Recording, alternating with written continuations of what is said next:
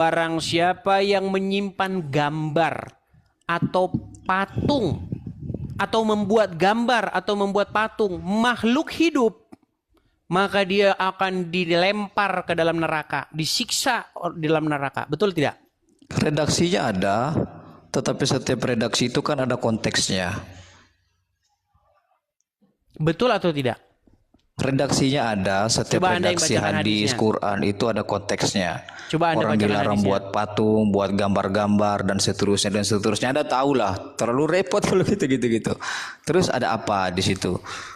Bung Azam, coba konfirmasi dulu apakah yang saya katakan itu Iya, benar atau salah. betul. Betul. Baik. Iya.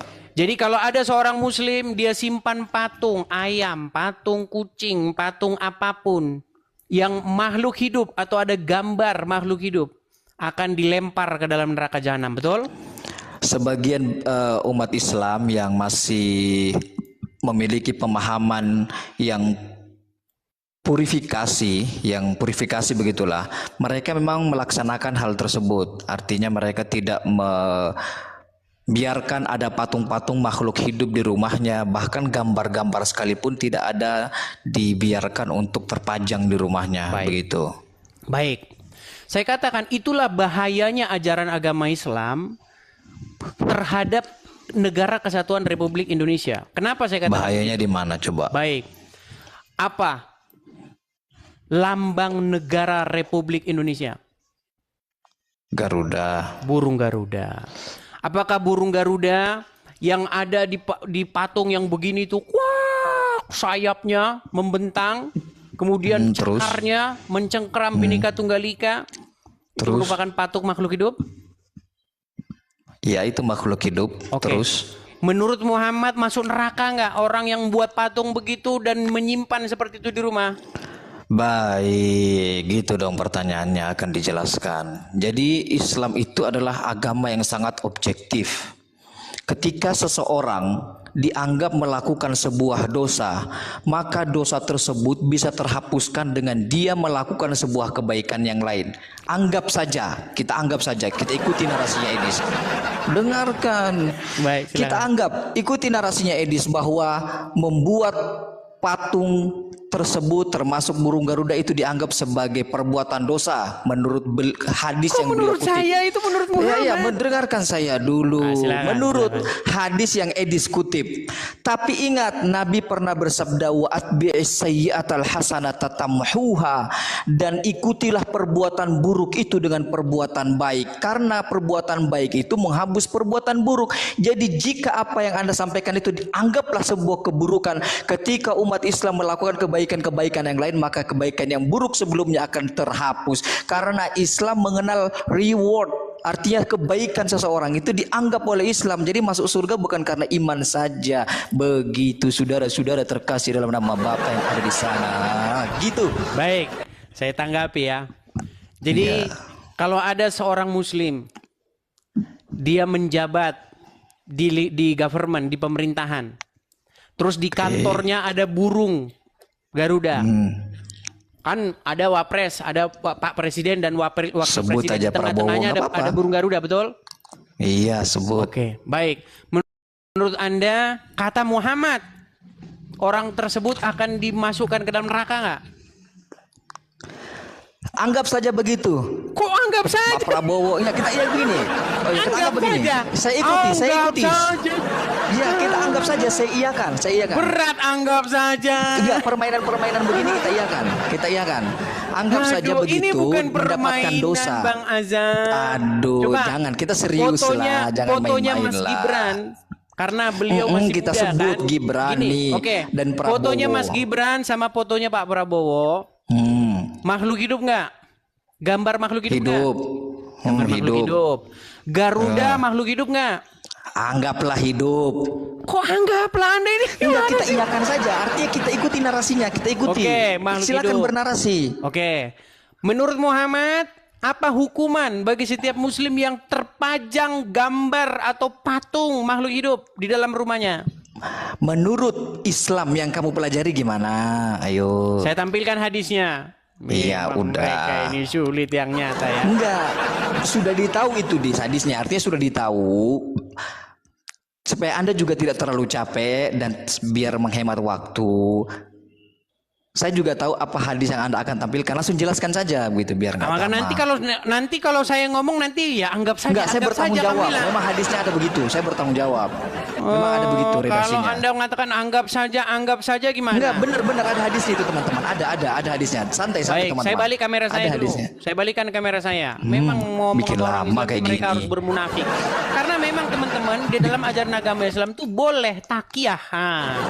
Bikin lama kalau gitu di Baik, diskusinya. saya balikan dulu ya. Oke. Makanya saya bilang buanglah hadis pada tempatnya. Baik. Ya. Sesungguhnya pembuat gambar ini Patung. akan disiksa pada hari kiamat. Dikatakan pada mereka, hidupkanlah apa yang kalian ciptakan. Dalam hadis Bukhari. Terus saya tanya, ini banyak Iya. hadisnya ya, banyak hadis. Redaksi lainnya tiupkanlah ruh gitu kan. Sesungguhnya orang yang paling berat Siksanya. di sisi Allah pada hari kiamat adalah al-musyawrin. Apa ini? Pembuat gambar. Pembuat gambar. Terus nih, hukum nih membuat patung juga sama ini. Ya.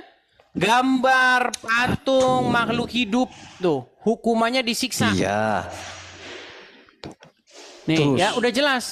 Banyak Iya, sekali nih sudah. hadis-hadisnya nih. Saya sudah iakan dari tadi Nih, di selama gambar mana sih? Sebentar, saya ambil lagi hadis yang lainnya ya.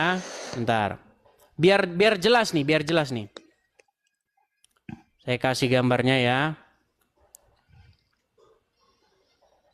Nih. Perhatikan. Dari Abdullah dan seterusnya bahwa aku mendengar bahwa Nabi SAW bersabda, sesungguhnya manusia yang paling berat siksanya bukan yang korupsi, ingat. Menurut Muhammad, mau Anda maling, berzina, ucap syahadat, masuk surga. Ya. Orang yang paling berat siksanya di sisi Allah pada hari kiamat adalah orang-orang yang membuat surah, maksudnya patung gambar makhluk bernyawa. Nih, tambahin lagi biar banyak. Jadi jangan Anda bilang anggaplah nanti. Ya. Rasulullah bersabda, sesungguhnya orang-orang yang membuat surah-surah, patung, gambar makhluk bernyawa akan disiksa di hari kiamat. Akan dikatakan kepada mereka, hidupkan apa yang kamu buat nih, dan seterusnya nih. Apa yang kamu buat? Aisyah berkata, Rasulullah pernah berpergian dan seterusnya. Ketika Rasulullah, beliau dan seterusnya. Nih, manusia yang paling berat siksanya pada hari kiamat adalah orang-orang yang menandingi dengan ciptaan Allah. Nih, Aisyah mengatakan, lalu kami jadikan tirau itu sebuah bantal dan seterusnya. Banyak ini, banyak sekali riwayatnya. Silakan Anda cari sendiri. Sudah saya kasih tahu banyak riwayatnya. Baik. Anda ini Berarti Anda tidak gimana membantah ya? sih? Tidak, saya sudah membantah. iakan tadi gimana sih? Berarti Saya hanya ingin seorang mengkonfirmasi muslim, saja. Seorang muslim yang menyimpan, membuat gambar-gambar makhluk hidup akan disiksa di api neraka, betul? Betul, ketika dia tidak memiliki kebaikan lagi yang lain.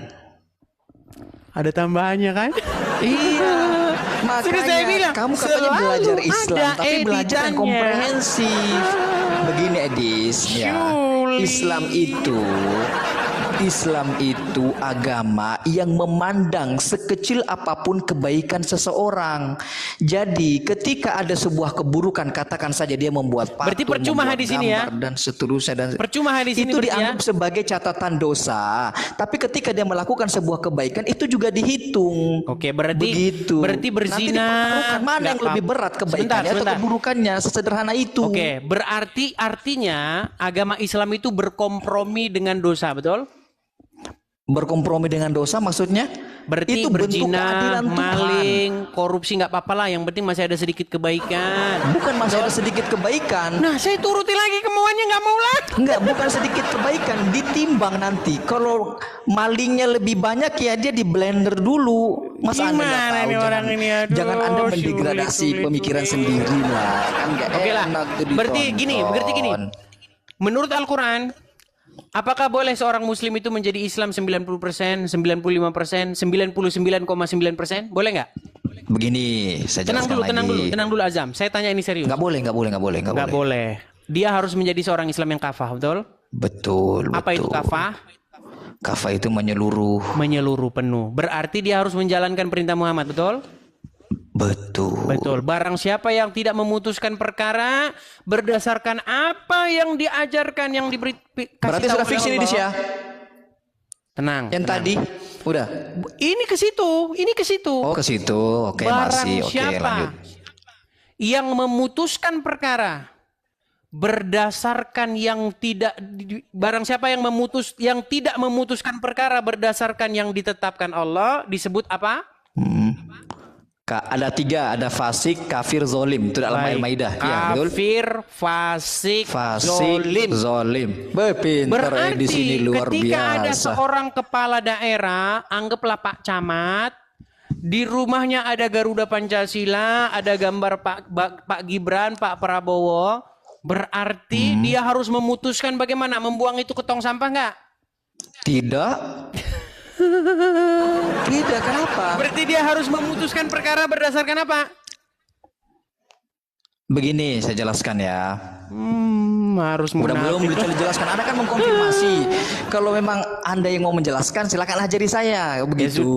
Kan sudah jelas ayatnya. Barang Enggak, siapa bukan begitu cara memutuskan memahami perkara sebuah. tidak berdasarkan hukum Allah disebut tapir, jolim, fasik. Iya, gini.